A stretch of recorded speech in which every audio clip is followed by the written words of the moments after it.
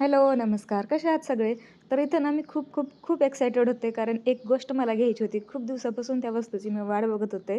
तर ती घ्यायला आम्ही निघालेलो. पण वाटेतच आम्हाला सगळ्यात पहिलं आलेली अडचण म्हणजे हे, गाडीचे टायर पंक्चर झालेले आणि आम्ही जिथं गेलो तिथं समजलं की त्यांना वेळ लागणार होता 1 ते दीड तास. तर आम्ही दुसरे कुठलं शॉप आहे का बघत होतो, तिथे पण पंक्चर वगैरे काढतील का. ह्याच्यामुळे टाकलं, ह्याच्यामुळे टाकलं. माझी चुकी आहे. माझ्यामुळे टाकली. किती पण तेल लावा, मालिश करा, चांगलं चांगलं खावा. तुझी बांधत नाही ना जिकडे, त्याच्यामुळे हे असं. आणि असंच फिरत फिरत आम्हाला ना 3-4 शॉप आम्ही पाहिले. सगळीकडे सेमच प्रॉब्लेम होता. कोण अवेलेबल नव्हतं. सगळ्यांना 1 ते दीड तास लागणार होते आणि नेमकं अथर्वची पण स्कूल सुटायचा वेळ वगैरे झालेला. आम्हाला जास्त टाईम आम्ही घालवू शकत नव्हतो. आम्ही ह्या पण ठिकाणी लास्ट टाईम चेक केलं पंक्चर वगैरे काढतील का, तर तिथं पण नाही भेटलं.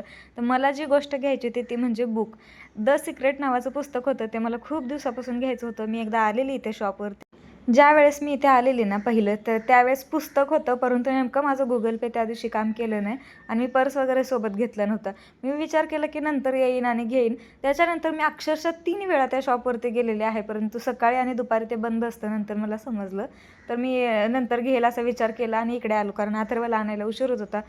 आणि एक तर सकाळपासून काहीच जेवण वगैरे केलेलं नव्हतं आणि इथं बाजूला ना एक हॉटेल होतं. त्याच्या हॉटेलच्या बॅनरवरती ना असे मस्तपैकी जेवणाचे फोटो होते. त्याला बघून अजून जरा भूक लागत होती. कधी एकदा अथर्वची शाळा सुटेल आणि घरी जाऊन पोट भरून जेवण करते असं मला झालेलं. तर इथं अथर्वची शाळा पण सुटली होती. अथर्व, आज पण सरप्राईज आहे काहीतरी. गेस कर, गेस कर. सांग सांग.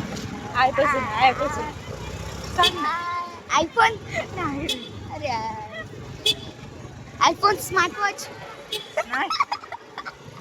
हा जो व्हिडिओ बघताय तो सकाळचा होता. मी सकाळी ना चहा आणि चपाती खायची खूप इच्छा झालेली, म्हणून ह्या ग्लासमध्ये चहा घेतलेला. तर ह्या ग्लासचे असे 2 भाग झालेले. जसा चहा ओतला ना तसा ग्लास फुटला आणि हे वेगळंच दिसत होतं. कसं काय झालं मला काही समजलं नाही.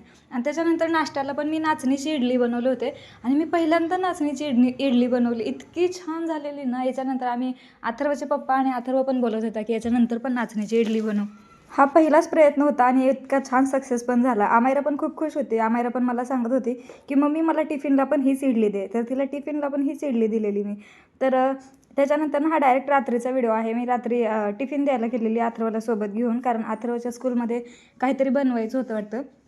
तो सांगत होता की त्याला काहीतरी सामान घ्यायचं आहे स्टेशनरीमधून. पप्पासोबत तो गेलेला पण त्याला 1-2 स्टेशनरीमध्ये भेटलं नाही. तर तिथून मी आणि अथर्व आम्ही दोघे निघालेलो आहोत स्टेशनरीला जायला.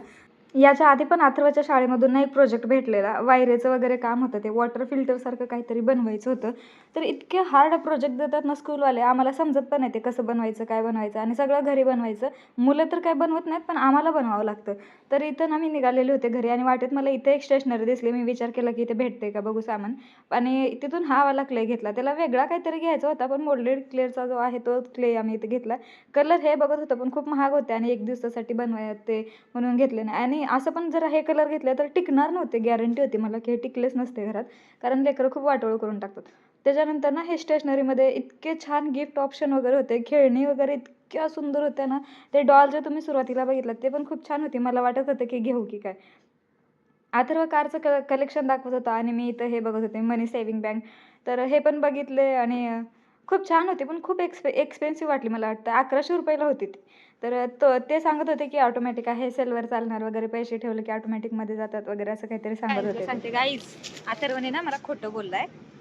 काय? अथर्व मला बोलला की मला लागायचंच आहे मम्मी, नाही तर शाळेत बसू नाही देणार. आणि थांब गाईज गाईज गाईज, अरे थांब थांब थांब, दिसत नाहीस. केस होता तर बघ. तर ना अथर्वने ना गाईज मला खोटं बोललाय. अथर्व बोलत होता की शाळेत लागायचंच आहे आणि शाळेत लागायचं नव्हतं, कारण ना आम्हाला इथे स्टेशनरीमध्ये त्याचा एक मित्र भेटलाय.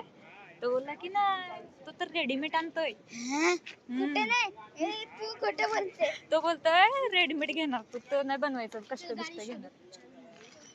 आता तू त्याच घरी आल्याला लगेच तो बनवायला घेतलेला. त्याला जमत तर काय नव्हतंच, येत पण नव्हतं. तो त्याला बोलायचं होतं की मम्मी तू बनवून देशील का, पण तो हिंमत करत नव्हता, कारण त्याला माहीत होतं मी ओरडणार आहे. मी त्याला आधीच सांगितलेलं की तुझे जे पण प्रोजेक्ट आहेत तू स्वतः बघ आणि स्वतः बनव, मी नाही काय हेल्प वगैरे करणार, कारण मला येणारच नव्हतं. तरी पण नाही, एंडिंगला खूप भारी ट्विस्ट आहे. तुम्ही नक्की एंडिंगपर्यंत व्हिडिओ बघा. पप्पा तुम्ही तर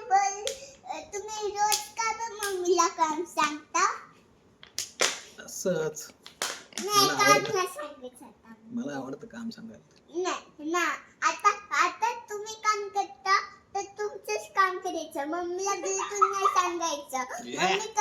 मम्मी कधी पण देईल तुम्हाला जेवण. बसू द्या. कारण की मम्मी बाहेर गेली कुठं काम करून थकली असेल तर बसू द्या. नुसतं काम करायला नका सांगा. काम डाऊन. तुम्ही काम डाऊन बोलता ना त्याचंच म्हणा. राग येतो हा का? कारण की तू काम डाऊन असं केल्यावर मग रागाचा पारा वाढतोय है ना ग. हा तर इथे शेवटी ना मलाच बनवायला घ्यावं लागलं, कारण अथर्वने मला खूप रिक्वेस्ट केली, मम्मी तू सांगेल ते सगळे कामं ऐकेल वगैरे. तर मी बोलले ठीक आहे, प्रयत्न तर करते म्हणून. तर ते शिपाई बनवायचे होते, जे किल्ल्याचे शिपाई असतात ते. खूप प्रयत्न केला सुरुवातीला, मला वाटलं की मला जमणारच नाही वगैरे, तरी पण काहीच आयडिया नसताना सुद्धा मी इतकं छान बनवले होते ना, मला खूप भारी वाटत होतं. एंड रिझल्ट खूप भारी होता. कलर वगैरे करायचं होतं आणि हे रात्रीभर सुकायला ठेवायचं होतं. तर असं बनवलेलं कसं वाटलं कमेंट करून नक्की सांगा.